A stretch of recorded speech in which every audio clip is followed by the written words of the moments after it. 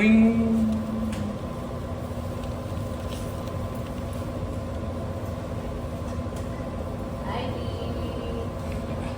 Ate, alam mo ba kasi tinago ni Mama yung birth certificate ko?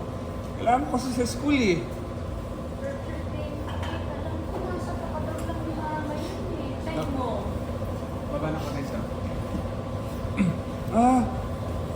Tag pala ko. Baba ka. To your left. Left. Yeah. Check mo. Wala eh. Ano ba yan? Anong gagawin ko ate? Kung wala talaga, kuha ka na lang sa PSA. Kaya check mo online, PSA online. Tapos kumuha doon. Paano? Ganito po sa computer mo. Tapos, sa search ka, tatype mo, PSA, and then birth certificate, tapos enter. Ganun lang. Si Cristel ba yung kausap mo? Hindi kuya, kaklase ko kausap ko. Ate, babay na. Baka humingi na naman itong permission niya. Bye, love you. Ano ko naman yung system? Bakit pati birth certificate? Kailangan pagtapos na. Na? Yung issue eh. Masyado mo makita sa mga kapatid mo. Bonding request lang nila, ibigay ka agad. Kaya hindi ka makauwi-uwi. Tingnan mo, malapit na yung birthday mo. Mag 31 ka na, pero hanggang ngayon, yung boyfriend since birth, ano na, nandila-dili. Pati love life, pinupuntuloy ang mga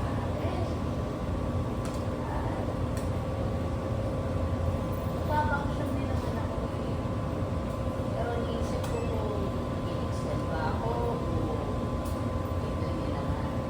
Kasi nakaliko na ako para dun sa Kuya. Tapos okay na yung para sa store. Check na yun. Yung kay IIT naman, for sure naman makakakuha ng ng full scholarship sa Maynila. So, konti-konti na lang natulong kailangan. Ang problema.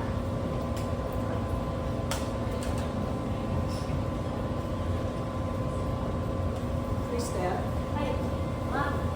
I would like to talk to you in private at my office later at 1:30 p.m. Yes, ma'am. Okay?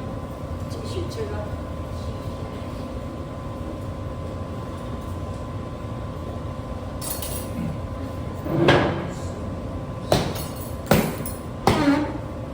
Napatawag ka na naman ni Mrs. Phil. Ayos ah. Di ba talaga nagagawa ng mga Oh. siksik? Hindi siksik si Cristel, no?